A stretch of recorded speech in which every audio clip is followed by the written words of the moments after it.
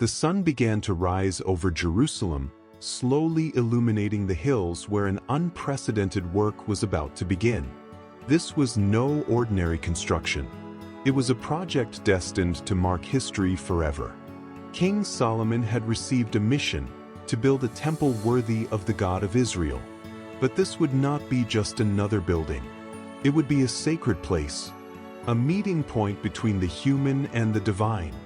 Before the first stone was laid, everything had been carefully planned. The designs did not come only from the mind of an architect, but from a vision passed down through generations.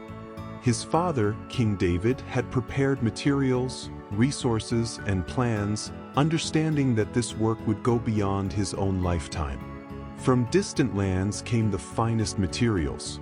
Cedar from Lebanon, known for its strength and beauty, was transported across sea and land. Massive stones were quarried and shaped with astonishing precision. And here lies one of the greatest mysteries. The stones were not cut at the construction site.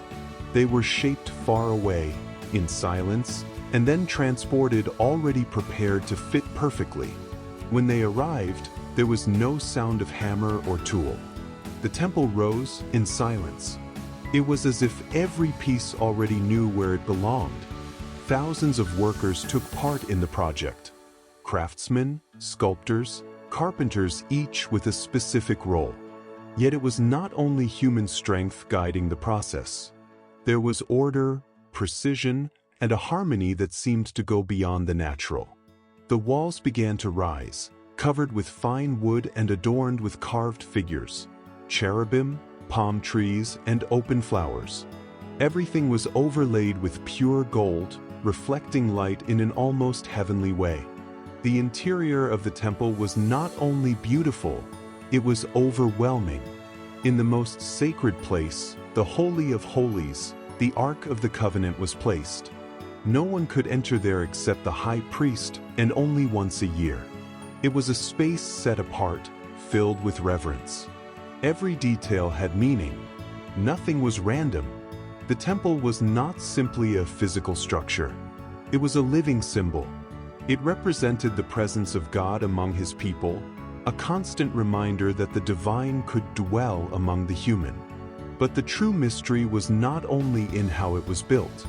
It was in how such perfection could be achieved without the noise of visible effort, without chaos, without disorder, only precision, silence, and purpose, as if a higher wisdom had guided every step.